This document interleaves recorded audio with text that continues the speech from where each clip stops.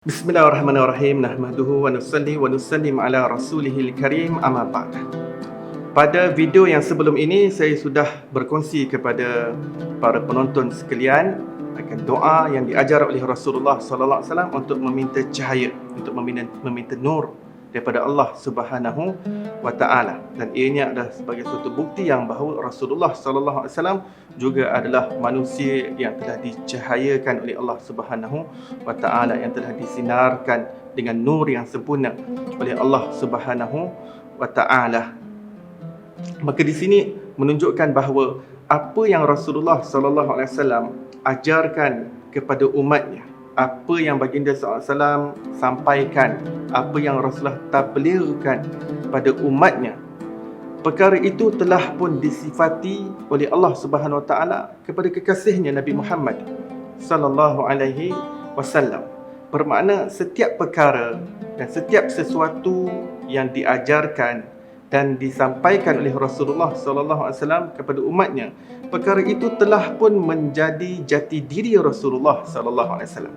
Perkara itu telah pun menjadi identiti Rasulullah sallallahu alaihi wasallam. Perkara itu telah pun menjadi ciri khusus dan juga kriteria Nabi Muhammad sallallahu alaihi wasallam. Setiap perkara yang diajarkan oleh Nabi kepada umatnya, perkara itu telah pun menjadi pengalaman peribadi Nabi Muhammad sallallahu alaihi wasallam. Maka di sini kita tidak boleh melihat ianya secara terpisah antara perkara yang diajarkan oleh Rasulullah sallallahu alaihi wasallam dengan diri baginda sallallahu alaihi wasallam. Sebagai contoh nur, sebagai contoh cahaya, Rasulullah membawa cahaya agama, Rasulullah membawa cahaya Islam, Rasulullah menyampaikan cahaya iman, Rasulullah sallallahu alaihi wasallam menyampaikan cahaya hidayah, baginda menyampaikan cahaya petunjuk. Segalanya itu adalah cahaya-cahaya yang disampaikan oleh Rasulullah sallallahu alaihi wasallam. Ianya tidak boleh memisahkan kecahayaan tersebut dengan diri Rasulullah sallallahu alaihi wasallam. Seseorang tidak boleh mengatakan Rasulullah hanya menyampaikan cahaya, tetapi baginda sendiri bukan cahaya. Di dalam pandangan alam Islam yang dipanggil sebagai world view, ya, world view ataupun satu bentuk bagaimana cara persepsi yang betul, yang tepat di dalam Islam, ya, terhadap setiap yang wujud, ya. Maka berkenaan dengan Rasulullah sallallahu alaihi wasallam, cara pandang yang benar, apa sahaja yang disampaikan oleh baginda sallallahu alaihi wasallam, itulah diri Nabi sallallahu alaihi wasallam. Seseorang tidak boleh mengatakan Rasulullah hanya menyampaikan sesuatu perkara tersebut, tetapi perkara itu bukanlah diri Rasulullah sallallahu alaihi wasallam. Seseorang yang mengatakan sedemikian bermakna dia telah menunjukkan perkara yang kurang adab kepada Rasulullah sallallahu alaihi wasallam. Bermakna dia tidak mengenal siapa Rasulullah sallallahu alaihi wasallam. Maka umat baginda perlu mengenali baginda sebagai uswatun hasanah, seseorang yang Allah Ta'ala telah jadikan contoh yang terbaik, suri teladan yang terbaik, role model yang terbaik, cerminan yang terbaik untuk diikuti. Maka sudah tentulah setiap perkara yang diajarkan oleh baginda sudah pun disiapkan Allah Subhanahu Wa Taala kepada Nabi sallallahu alaihi wasallam untuk bersifat dengan sifat tersebut. Wallahu a'lam.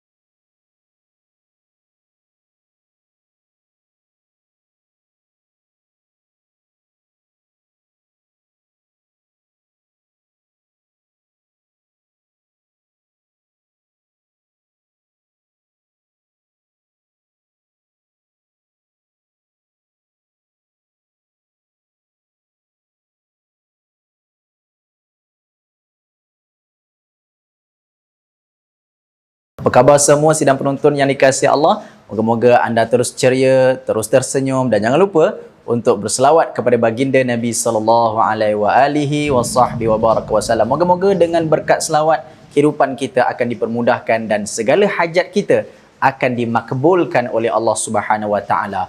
Kali ini saya nak kongsi bagaimana agaknya sunnah Nabi SAW yang sangat dekat dengan kita dan memang selalu kita amalkan. Tapi kalau kita tak niat untuk mengikuti ittiba', yakni menjadi contoh kepada Nabi SAW, maka kita akan rugi. Sedangkan benda ni kita buat hari-hari, apa dia? Memakai pakaian. Kan kita pakai baju, pakai seluar, ada macam-macam jenis pakaian, ada jubah. Kalau orang perempuan tu lagilah macam-macam jenis pakaian, daripada tudung, anak tudung sampai ke kaki, macam-macam jenis. Apapun pakaian yang kita nak pakai ataupun bagaimana gaya pemakaian kita, jangan lari daripada mengikuti contoh baginda Nabi SAW. Nabi SAW memakai pakaian yang bersih. Tapi pakai pakaian yang memastikan pakaian itu menutup aurat baginda Nabi SAW. Dan bila Nabi pakai pakaian, Nabi akan baca doa. Dan doa ini kita boleh amalkan sama-sama, iaitu, Ya Allah, Ya Tuhan kami, tutuplah keaiban kami. Ya Allah, Ya Tuhan kami, tutuplah aurat kami. Kerana apa? Aurat ini adalah cukup istimewa. Ia dijaga dan dipelihara bagi orang yang beriman. Sesuatu yang cukup mahal. Agama ini cukup istimewa, cukup eksklusif.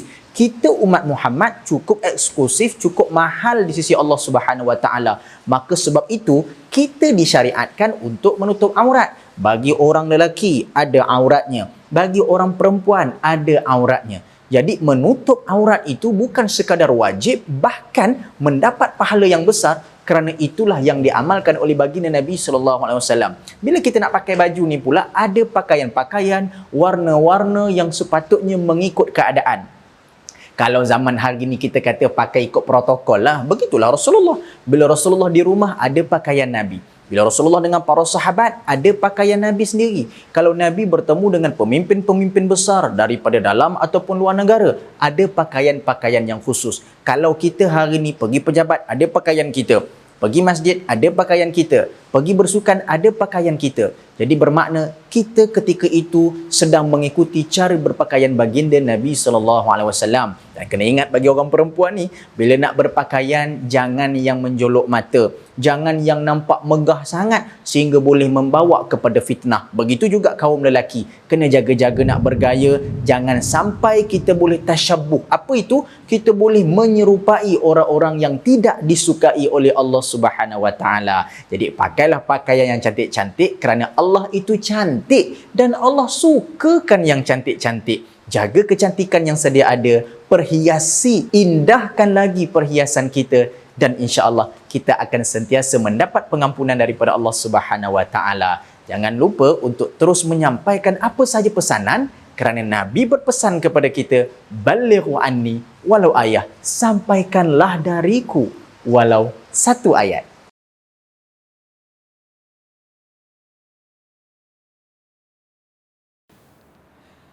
Kalau diberi pilihan kepada kita, kita akan minta untuk makan yang sangat mewah. Kita melihat, kita scroll apa yang kita boleh makan pada hari ini. Namun saudara, anda bayangkan imam kita, iaitu Sayyidina Muhammad sallallahu alaihi wasallam. Satu orang insan yang sangat sederhana kehidupannya. Sehingga dalam satu hadis menyatakan kepada kita, makana yafdulu an ahli baiti Rasulullah sallallahu alaihi wasallam khubz asy-sya'iri. Tidak pernah ada baki ataupun lebihan pada rumah Nabi besar Muhammad itu daripada rotinya gandum. Sebab itu para penonton dimulakan oleh Allah Subhanahu wa taala. Itu Nabi besar Muhammad sentiasa bersederhana dalam kehidupannya. Sehingga disebutkan dalam satu hadis dalam kitab Al-Imam Tirmizi, Nabi juga turut sederhana dengan cara makannya. Tidak Nabi makan di atas meja kecuali di hamparan yang terbentang luas.